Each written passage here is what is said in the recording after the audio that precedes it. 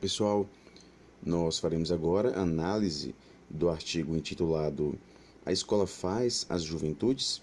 Reflexões em torno da socialização juvenil, de Juarez Dairel.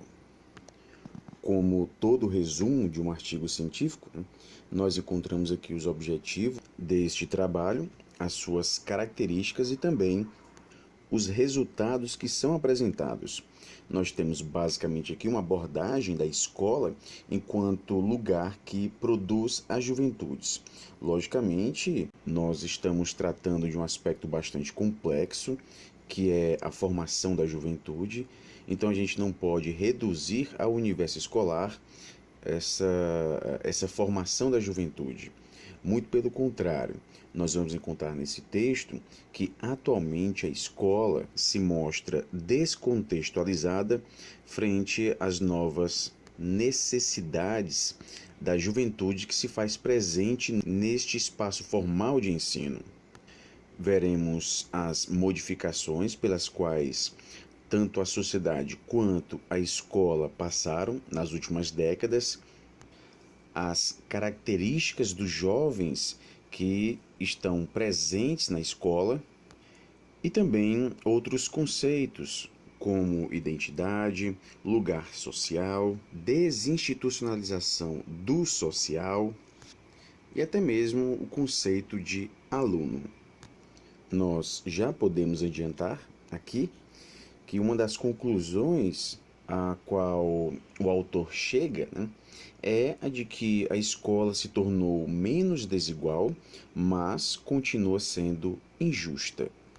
Então, nós vamos abordar aqui a relação da juventude com a escola, o lugar que a escola ocupa na socialização da juventude contemporânea, sobretudo nas camadas populares, Então a gente vai abordar basicamente aqui a juventude pertencente à classe mais pobre, E é justamente esta classe mais pobre, ao se fazer mais presente nesse espaço formal de ensino, vai fazendo com que haja essas modificações que são profundas na escola. Antes, nós tínhamos na escola um público elitizado, Agora, isso falando de escola pública. Agora, na escola pública, nós temos predominantemente jovens vindos de classes sociais mais baixas. Já na introdução do artigo, o autor aborda o aspecto do fracasso da instituição escolar. Quem é professor já se deparou com discursos de colegas que afirmam que antigamente, os alunos tinham mais saber. Antes os alunos tinham mais interesse, eles escreviam melhor a língua portuguesa, não havia tanto desrespeito em relação aos professores. Hoje a situação é diferente. Então a gente costuma ouvir bastante esse discurso de que cada vez mais os alunos estão mais desinteressados. Quem é professor de português, por exemplo, e trabalha na educação há muitos anos, costuma dizer que os alunos de hoje escrevem pior, isso, claro, fazendo referência à escola pública, sobretudo à escola pública, que os alunos de hoje escrevem pior que os alunos de décadas atrás. No entanto, é importante a gente destacar aqui que nas escolas públicas de hoje, nós temos uma realidade que não estava presente há décadas, Hoje nós temos, com esse movimento de massificação do ensino, ou seja, há aí uma universalização do ensino, nós vamos ter uma clientela, digamos assim, nas escolas públicas que antes não estavam nas escolas, estavam fora desse espaço formal de ensino. Então, antigamente, nós tínhamos um público elitizado nas escolas públicas, a classe mais pobre não fazia parte dessa escola pública, ela estava na marginalidade. Com esse movimento de universalização do ensino, e sobretudo na década de 90, vale aqui a gente destacar a declaração de Jontier, que proporcionou aí esse movimento de universalização do ensino, isso vai acontecer de forma mais acentuada na década de 90. Então a gente vai ter cada vez mais, né, jovens vindos de classes mais pobres para as escolas públicas. Logicamente, isso vai se refletir em uma mudança, né, de cultura que passou a estar presente nas escolas públicas.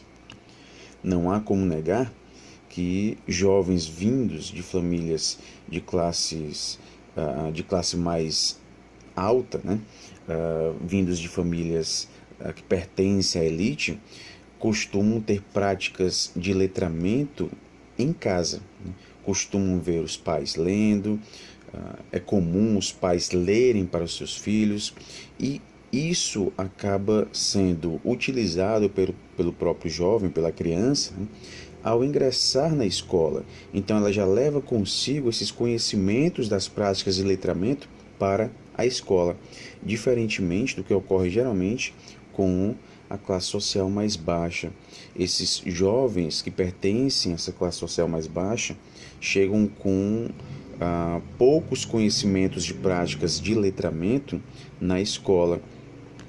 E isso se reflete na dificuldade do processo de aquisição da língua escrita, isso se reflete também na leitura, enfim.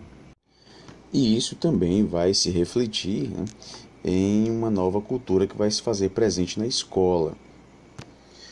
Só que falar que o fracasso escolar se deve a esta universalização do ensino é a gente reduzir bastante toda essa complexidade de fatores que participam desse fracasso escolar. Então, falar que o fracasso escolar é devido único e exclusivamente, né, a essa universalização do ensino é uma visão bastante reducionista. Mas aqui no artigo, quando o autor fala do fracasso da instituição escolar, ele traz aqui dois pontos de vista: o da instituição e professores e o ponto de vista dos alunos. A instituição e os professores abordam esse fracasso escolar, né, no famoso discurso de que os alunos não são desinteressados, são irresponsáveis, e justamente por eles serem assim é que acaba havendo este fracasso escolar. É comum também a gente escutar professores, né, dizendo que a principal dificuldade que eles têm diz respeito à falta de interesse dos seus alunos. Já do outro lado, né, do lado dos alunos, a gente tem aqui o discurso de que aqueles conteúdos que são levados para as aulas, né, são conteúdos distante dos seus interesses. As aulas são enfadonhas, professores pouco acrescentam à sua formação, ou seja, a escola se torna aqui, o que o próprio autor nos traz no artigo, né, como uma obrigação necessária. De qualquer forma, pessoal, seja na adoção de um ponto de vista ou de outro, o que se verifica aqui é uma crise da escola na sua relação com a juventude. E claro, a gente verifica que o problema é muito mais complexo do que esses dois pontos de vista. É preciso a gente estudar as profundas mutações pelas quais passa a sociedade, sobretudo ocidental. Então, quando o autor nos traz essas mutações da sociedade, ele deixa muito bem claro aqui que ele está fazendo referência à sociedade ocidental. Pois bem, ao abordar esses aspectos relacionados às mudanças pelas quais a escola passa também, né, o autor parte de alguns pontos, como a condição social dos jovens, a cultura, as demandas que esses jovens têm e também as necessidades que esses jovens têm.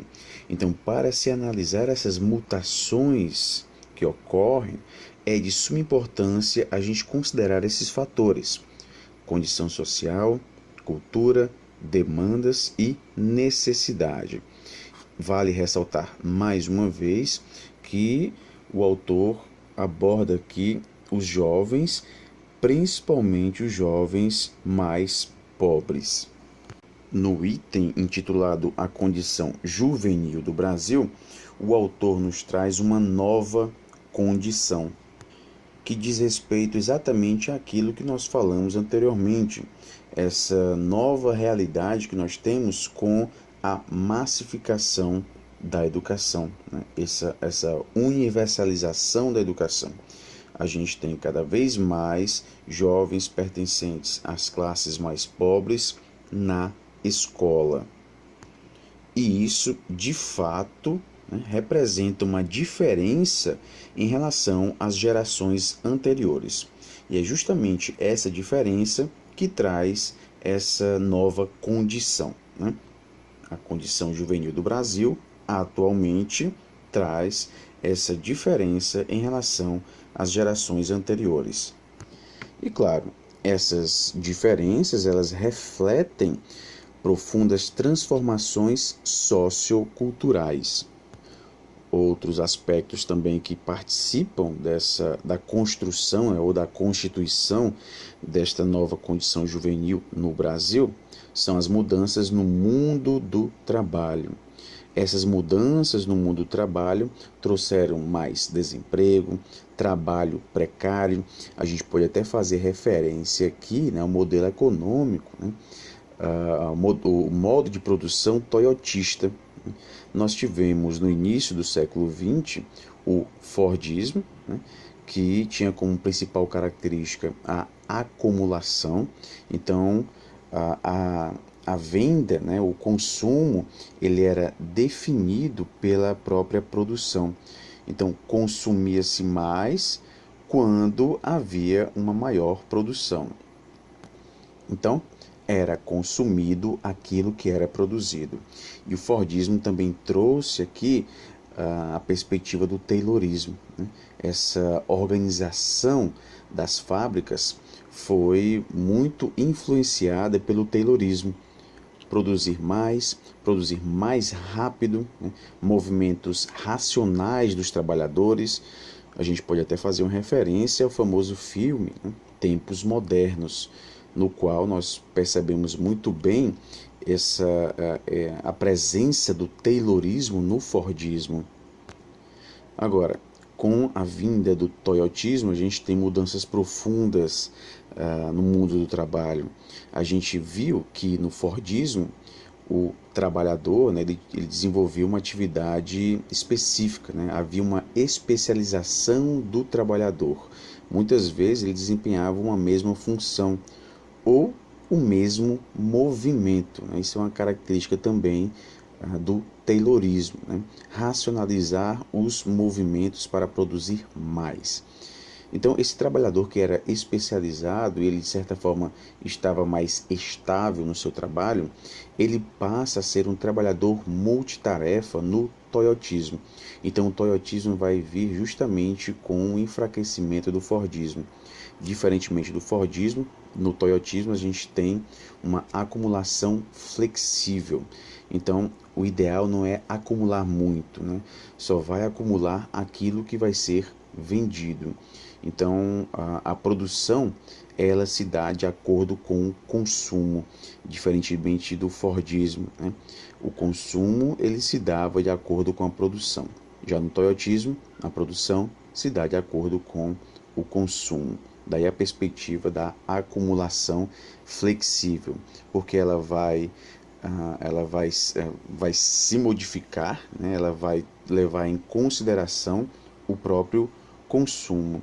E com o toyotismo a gente vai ter um movimento muito grande de terceirização, né? E essa terceirização trouxe justamente a precarização do trabalho. O trabalhador está cada vez mais instável em seu trabalho. Ele passa aqui a migrar para várias funções, né? Ele tem que ser um trabalhador multitarefa para permanecer no mercado de trabalho. Então, essas mudanças que ocorreram no mundo do trabalho também vão influenciar as mudanças que ocorrem, né, na atual condição juvenil e, consequentemente, vão se refletir também na própria escola. No item intitulado As Múltiplas Dimensões da Condição Juvenil, o autor vai falar do lugar social. O lugar social dos jovens determina, em parte, os limites e as possibilidades com os quais constrói uma determinada condição juvenil. Agora, é importante a gente destacar aí essa palavrinha, em parte, né? Ou seja, aqui não é adotado um determinismo extremo, né? Então, o lugar social onde esses jovens vivem, onde esses jovens se comunicam, produzem cultura, linguagem, produzem saberes, têm contato com saberes, crenças, representações, né? Esses lugares, logicamente, influenciam esses jovens, influenciam na construção da própria identidade desses jovens. Agora, o aspecto aqui dessa influência, né, desse determinismo, não é considerado em sua totalidade, até porque, além do lugar social, há outros aspectos, né, que contribuem para a determinação dos limites e possibilidades dessa condição juvenil. De qualquer forma, é de suma importância compreender esse lugar social, tomando por base o desafio cotidiano pelos quais estes jovens passam, né? Então, dentre esses desafios, até porque nós estamos abordando também neste item os limites e possibilidades, ou seja, as possibilidades tomando por base o que pode ser feito, né? Os limites que essa condição juvenil nos traz. Então, dentre os desafios que nós temos cotidianamente, o autor destaca a própria sobrevivência. Outro aspecto importante também é relacionar trabalho e escola. Sobretudo quando a gente fala de ensino médio, nessa relação trabalho e escola é bastante complicada. Como o próprio autor nos fala, grande parte desses jovens, né, tem essa condição juvenil vivenciada porque trabalham, garantindo assim o mínimo de recursos para o lazer, o namoro ou o consumo. Então, essa condição juvenil também é composta por esses aspectos do lazer, do namoro, do consumo. Tudo isso faz parte dessa condição juvenil. Agora, para que o lazer, o namoro ou o consumo e também outras atividades, né, sejam de fato vivenciadas pelos jovens, surge aqui a necessidade do trabalho. Por isso que o trabalho passa a fazer parte da juventude. A gente não vai aqui discutir os possíveis conceitos de trabalho. A gente não vai falar, por exemplo, do conceito marxiano de trabalho ou de outros conceitos que abordam trabalho como a modificação do homem na natureza, enfim. O conceito de trabalho visto aqui é um conceito mais amplo. De qualquer forma, as relações entre trabalho e o estudo são variadas e complexas e não se esgotam na oposição entre os termos. Então, não há aqui a oposição entre trabalho e estudo. O mundo do trabalho vai aparecer como uma condição para essa mediação efetiva e simbólica na experimentação da condição juvenil. Então, o trabalho surge como um elemento importantíssimo para essa condição juvenil, como nós já vimos, né? A condição juvenil aborda, né, envolve aspectos como lazer, namoro, né, como nós já vimos. E muitos jovens, para vivenciar essas atividades, né, têm de trabalhar. Por isso que o autor fala que o trabalho também faz a juventude. No próximo item, o autor aborda as culturas juvenis. A gente pode destacar aqui, tomando por base as pesquisas na área da antropologia, né, cultura material e cultura imaterial. O autor nos traz aqui a cultura imaterial dos jovens, cita a música, dança, os aspectos visuais, né? Tudo isso, pessoal, são formas de se expressar. O autor aborda também os jovens considerados como produtores culturais, ou seja, os jovens não são apenas fruidores de cultura, né? Mas eles também produzem cultura. A gente pode até citar aqui os YouTubers, né? Cada vez mais presentes, abrindo aí vários canais, né? Há YouTubers aí que são conhecidos como geradores de opinião, influenciadores, né? Então, nós temos aí muitos YouTubers, né, que passam até mesmo a viver a vida produzindo vídeos para esta plataforma. Posteriormente, o autor vai falar do mundo da cultura, né? Esse mundo da cultura vai aparecer como um espaço privilegiado de práticas, representações, símbolos e rituais, no qual os jovens buscam demarcar uma identidade juvenil, né? E como essa identidade juvenil é demarcada? O autor nos traz aqui os corpos, as roupas, tatuagens, piercings, ou seja, são formas pelas quais os jovens encontram, né, para expressar as suas identidades, identidades individuais e coletivas. E um aspecto importante dessa adesão a uma identidade é quando a gente considera a realidade dos jovens mais pobres, sobretudo aqueles que vivem em regiões bastante difíceis, né, onde a violência se faz muito presente, a questão das drogas, né, as tentações que surgem convidando os jovens para entrar nesse mundo da criminalidade, né? Tudo isso, pessoal, faz com que esses jovens vejam, né, esse espaço onde eles vivem, que eles vejam essa cultura, esta identidade social que está presente no seu entorno, né? Eles vejam isso de uma forma negativa. Isso muitas vezes é representado também em telejornais, né? Mostrando esse lugar social como um lugar violento, um lugar negativo. E essa adesão a novas identidades pode fazer com que eles se sintam, né, como indivíduos que possuem identidades positivas. Então, eles podem assumir identidades que vão de encontro às identidades sociais que são construídas nesse contexto violento onde eles vivem. Por isso que o autor nos traz que esse grupo cultural, né, no qual eles se expressam, é um dos poucos espaços de construção de uma autoestima, possibilitando-lhes identidades positivas. É importante destacar que essas práticas culturais que ocorrem nesses espaços não são homogêneas e se orientam conforme os objetivos que as coletividades juvenis são capazes de processar.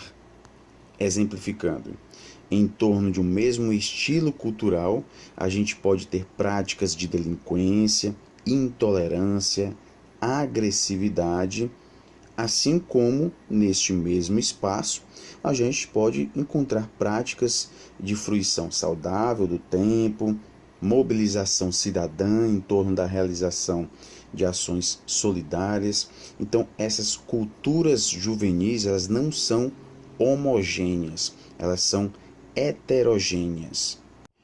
O próximo item abordado aqui pelo autor é a sociabilidade. Aliada às expressões culturais, uma outra dimensão da condição juvenil é a sociabilidade. E quando a gente fala de sociabilidade, a gente faz referência à turma de amigos, né? Quando há o estabelecimento de uma turma de amigos, a gente tem dois fatores importantes aqui: o eu e o nós, né? Como eu me constituo dentro dessa turma, né? E ao me constituir dentro dessa turma, eu passo, né, a fazer parte deste nós. E, claro, mais uma vez, neste mesmo processo de socialização, eu tenho o eu, ter um nós, né? Mas eu também posso encontrar conflitos e violência, uma característica desse aspecto da heterogeneidade, né? A gente pode ter, por exemplo, conflitos e violências que são frutos, né, de um descontentamento com a política, e nós vimos bastante isto nos últimos anos no que diz respeito ao contexto político nacional aqui do país, né? Há também um aspecto da manifestação de virilidade. É comum os jovens do sexo masculino se envolverem mais nessas práticas de violência. Aí vem esse aspecto cultural, né, do machismo, do homem enquanto representante da virilidade. De qualquer forma, esta sociabilidade, elas podem ocorrer, né, em um fluxo cotidiano. Podem ocorrer no intervalo entre as obrigações, e aqui a gente pode fazer referência, por exemplo, aos intervalos que ocorrem nas escolas, né, o famoso recreio. Podem ocorrer também no ir e vir da escola ou do trabalho, né, nesse percurso que os jovens têm até chegar à escola, quando eles vão com os colegas, por exemplo, né. Aqui a gente tem esse aspecto da sociabilidade, ou mesmo nos tempos livres e de lazer. A sociabilidade para esses jovens parece responder às suas necessidades de comunicação, de solidariedade, de democracia, de autonomia, de trocas afetivas e principalmente de identidade. No próximo item, abordado aqui pelo autor, nós temos o tempo e o espaço. O autor fala aqui da transformação do espaço físico em espaço social, né? Esse espaço físico diz respeito mais ao aspecto da natureza, né? Ao aspecto da não intervenção humana. A partir do momento que esse espaço físico, né, bruto, digamos assim, passa a ser permeado pelas relações humanas, né, há aqui o estabelecimento de um espaço social, que é justamente um lugar de interação, né, de trocas afetivas e simbólicas. A gente pode destacar aqui como lugares de interação, pode exemplificar, né, os bares, as praças, as ruas, a própria escola. Os jovens tendem a transformar os espaços físicos em espaços sociais, pela produção de estruturas particulares de significado. Os espaços sociais são lugares privilegiados da sociabilidade. E um aspecto importante aqui que o autor nos traz diz respeito ao conceito, né, de vai e vem, né? Quando ele fala desses espaços, né, dessa questão da sociabilidade, ele traz aqui esse conceito de vai e vem, que está presente em todas as dimensões da vida desses jovens. É comum os jovens migrarem, né, para diferentes formas de lazer, diferentes turmas, né? Eles podem estar presentes em uma determinada turma hoje e amanhã de repente migrarem para outras turmas. Isso também pode fazer referência a estilos musicais. Ele pode gostar de um estilo hoje e dias depois começar a se interessar mais por outro estilo e deixar aquele antigo estilo de lado. Podem aderir a um grupo cultural hoje e amanhã aderirem a outro, né? O autor nos traz aqui que na área afetiva, por exemplo, predomina a ideia do ficar, quando tendem a não criar compromissos com as relações amorosas, além de um dia ou de uma semana. A gente pode até fazer referência aqui a termos, digamos, mais atuais, né, que a gente encontra bastante no universo da internet, né, como o crush, que está bastante batido, né, nessa linguagem dos jovens. E isto reflete, né, essa geração caracterizada por pais, né, como geração ioiô, né? Traz aqui essa perspectiva de uma vida inconstante das gerações atuais. E essa transição do jovem para a vida adulta, né, ela não se dá de uma forma homogênea, né? Essas trajetórias elas devem ser individualizadas, ou seja, a transição para a vida adulta, né, as características dessa transição, como ela se dá, varia de indivíduo para indivíduo. Por exemplo, para os jovens mais pobres, o leque de escolhas, né, para esta vida adulta é bastante reduzido se comparado ao leque de possibilidades dos jovens pertencentes às classes mais ricas. No próximo item, o autor aborda aqui a condição juvenil e as mutações nos processos de socialização. Nós temos aqui que a constituição dessa condição juvenil, né, parece ser mais complexa, com o jovem vivendo experiências variadas e às vezes contraditórias, né? Logicamente, o que a gente vem vendo aqui, né, é que justamente essa transição é bastante complexa, né? Como essa condição juvenil se constitui, isso envolve uma complexidade de fatores muito grande, né? São considerados aqui os valores e comportamentos que são aprendidos no âmbito da família, no âmbito da escola, no âmbito das relações com os seus amigos, né? Ou seja, no curso da sua trajetória de socialização, aparecem simultaneamente universos sociais variados. E isso, claro, vai ampliar os universos sociais de referência. E isso, né, essa questão da variedade, né, dessa complexidade de fatores que participam da constituição da juventude, né, do jovem, né, isso acaba proporcionando também a desinstitucionalização do social. Essa desinstitucionalização do social se refere a uma mudança que ocorre em uma ação institucional. Isso, claro, devido a fatores presentes na modernidade. É citado aqui o caso da escola. As mudanças que ocorrem atualmente não eliminam a escola, né? Mas essas mudanças transformam a natureza da dominação no cotidiano da instituição escolar. A escola que antes, né, se referia mais a esse aspecto disciplinador, né, passa a ser uma instituição que visa, né, controlar. E outra característica dessa desinstitucionalização da escola, né, é que nós encontramos cada vez mais na escola aspectos que antes não eram relacionados a esse espaço formal de ensino. Por isso que o autor nos traz essa questão do desmoronamento dos muros. A escola ela tinha uma maior autonomia. Hoje, o que a gente vê, né, é cada vez mais a escola sendo conduzida ou mesmo modificada, né, por interesses que muitas vezes não dizem respeito diretamente ao aspecto pedagógico.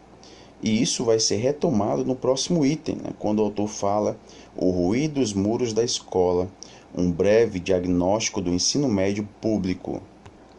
Quando o autor nos traz que a escola, né, ao ver o ruir dos seus muros, né, ao ver os seus muros sendo derrubados, isso, claro, numa linguagem simbólica, né, ela vai se mostrando mais permeável ao contexto social e suas influências. E o que nós vemos hoje, né, é que essas modificações que ocorrem no universo da escola, né, dizem respeito à massificação da escola pública, né. Isso, como nós já falamos anteriormente, se acentuou na década de 90. Vale a pena aí fazer um estudo sobre a declaração de Jontier. E claro, isso traz muitos desafios para a escola. Como o próprio autor fala, né, nós já destacamos anteriormente as escolas públicas de ensino médio no Brasil, até recentemente, eram restritas a jovens das camadas altas e médias da sociedade, os herdeiros, segundo Bourdieu, com uma certa homogeneidade de hábitos, conhecimentos e projetos do futuro. E vai ser a partir da década de 90, com a sua expansão para as classes mais baixas, né? E isso, claro, vai trazer uma realidade para as escolas que antes não estava lá, né? Uma sociedade desigual, altos índices de pobreza e violência também passam a fazer parte da escola. Esses jovens que adentram a escola trazem consigo para o interior, né, desse espaço os conflitos e contradições de uma estrutura social excludente. E isso acabou refletindo também numa migração dos alunos das camadas altas e médias para a rede particular de ensino, que experimentou uma expansão significativa na última década. Então, uma escola pública que antes era elitizada passou a ser uma escola para pobres.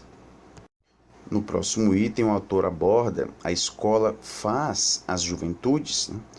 O que o jovem traz para a escola, é importante a gente destacar aqui, se junta ao que a escola oferece a ele.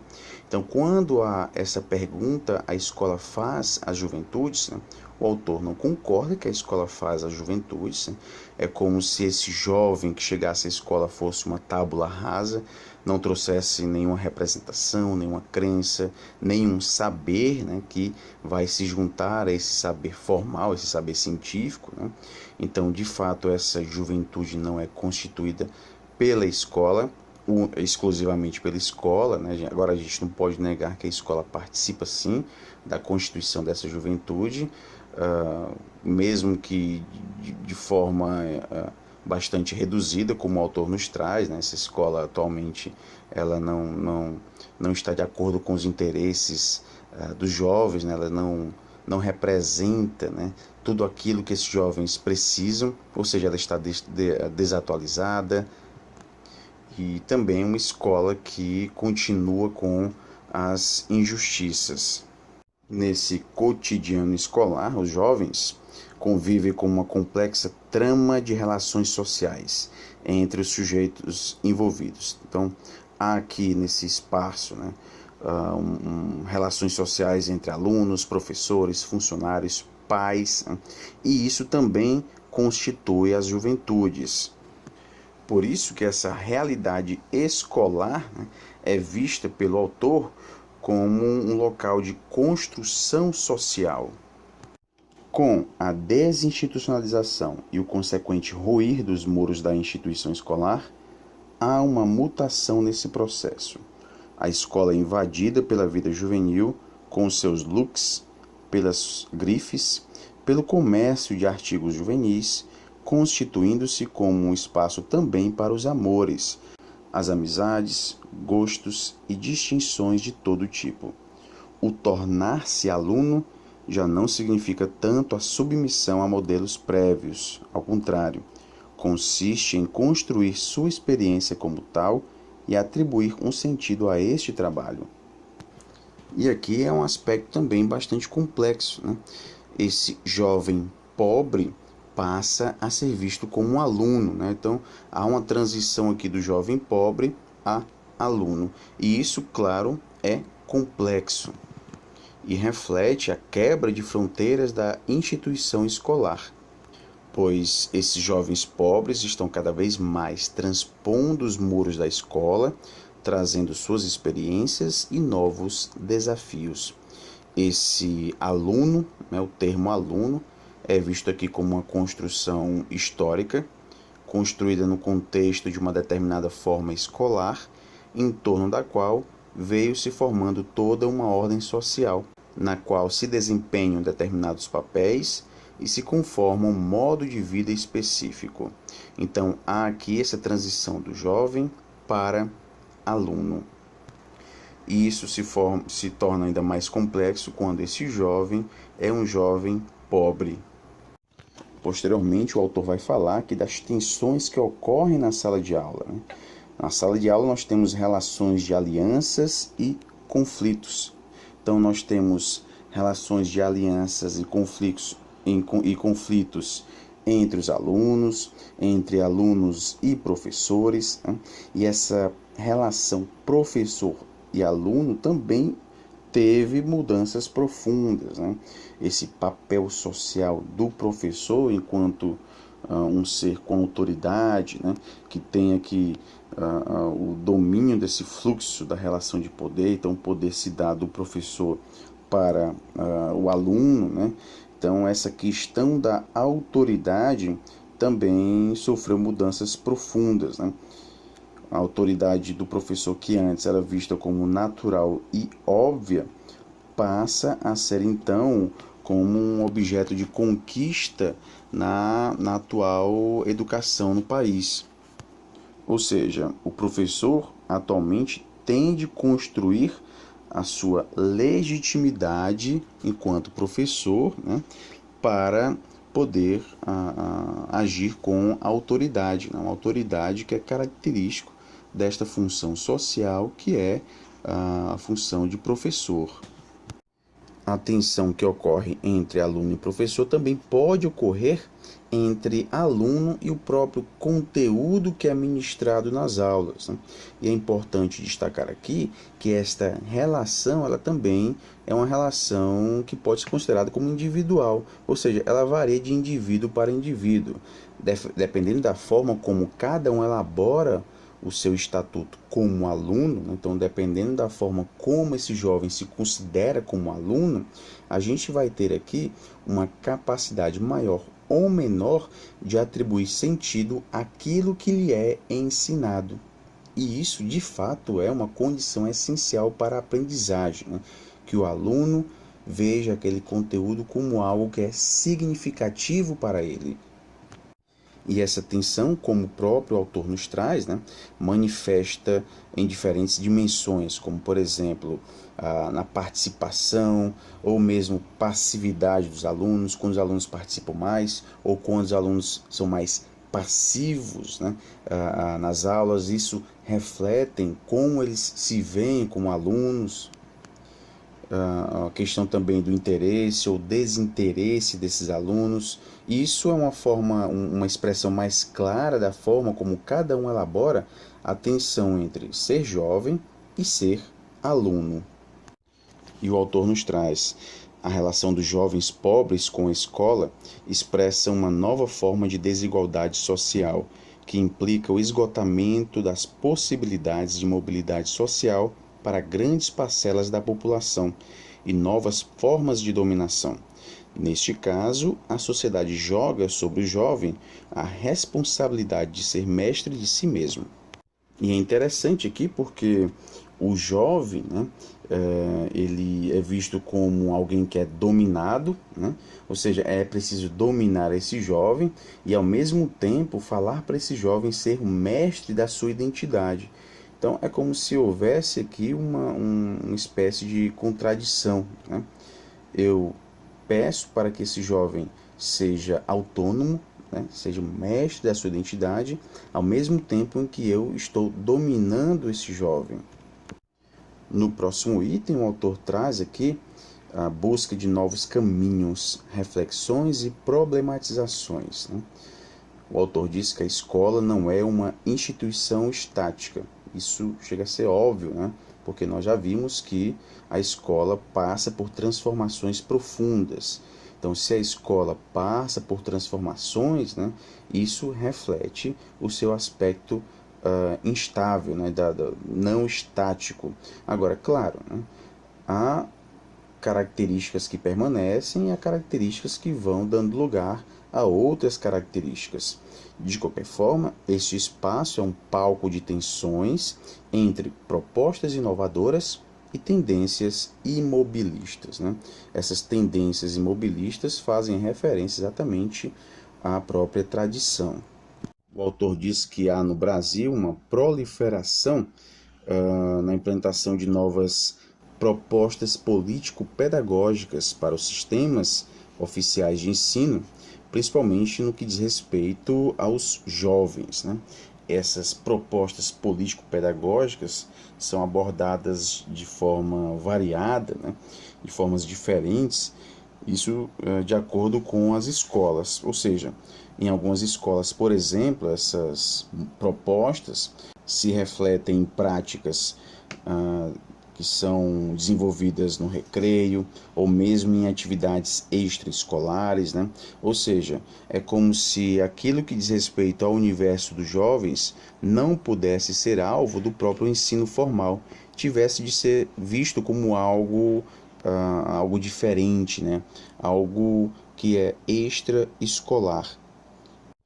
Dessa forma, quando esses aspectos ligados diretamente a esse universo dos jovens, né, é tratado dessa forma, corre-se o risco, né, de ver esse aspecto, essas características dessas pedagogias como um apêndice, sem nenhum impacto no conjunto do currículo.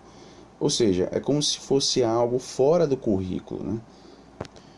No entanto, quando essa questão dos jovens se faz bastante presente no currículo, né? Há aqui uma interferência da questão didática, da questão pedagógica, né? No trato desse universo juvenil, né?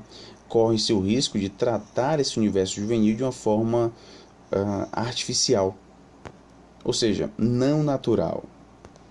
Por isso que o autor diz que quando há uma didatização, né, desses conteúdos relacionados diretamente aos jovens, essa didatização pode fazer com que haja essa artificialização das práticas. E isso, claro, vai deixar de ser significativo para os jovens. O autor diz que os jovens, né, já experimentaram na pele o descentramento das instituições e demandam mais, né? Eles têm mais necessidades, demandam redes sociais de apoio mais amplas, como equipamentos de lazer e cultura nos seus bairros, além de políticas públicas que os contemplem em todas as dimensões, desde a sobrevivência até o acesso aos bens culturais. Então, pessoal, a gente não reduz aqui, já respondendo a pergunta se a escola faz as juventudes, né?